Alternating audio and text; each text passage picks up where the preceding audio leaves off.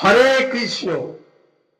আজকে আপনাদের সামনে যে বিষয়বস্তু নিয়ে এসেছি আমার ভিডিও, সেই বিষয়বস্তুটা হচ্ছে তুলসী মহারানীর জলদান, প্রণাম এবং প্রদক্ষিণ মন্ত্র। তাহলে শুনুন, তুলসী দেবী বাবা হচ্ছে রাজা ধর্মদত্ত আর মা হচ্ছেন মাধবী দেবী। তুলসী দেবীর বিয়ে হয়েছিল শঙ্খচূড় নামক এক দানবের সাথে, নিশ্চয়ই আপনারা শুনেছেন। ঘটনাক্রমে স্বয়ং নারায়ণ যখন শঙ্খচূড়ের রূপ ধরে তুলসী দেবীর সতীত্ব নষ্ট করে এদিকে শঙ্খচূড় মারা যায়। তখন নারায়ণ নিজের রূপ যখন ধারণ করলেন, তখন তুলসী দেবী তাকে অভিশাপ করলো, তুমি শিলা হয়ে যাও। নারায়ণ তখন পূর্বজন্মের কথাটা মনে পড়িয়ে দিল, যে তোমাকে তো আমি বলেছিলাম, তুমি তো ব্রহ্মার তপস্যা করে বলেছিলে যে আমি যেন নারায়ণকে পাই, তুমি আজ থেকে আমার বউ,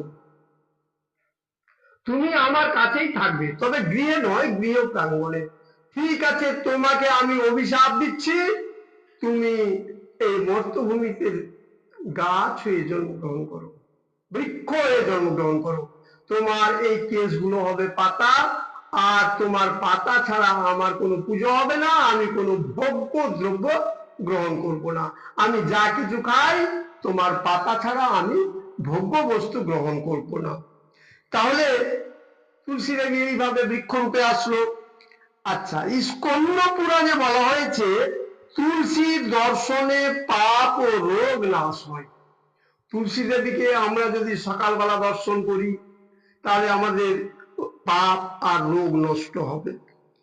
স্পর্শে শরীর শুদ্ধ হয়, জল সিঞ্চনে ভয় দূর হয়, শ্রীকৃষ্ণের চরণে অর্পণ করলে ভগবত ভক্তি লাভ হয়।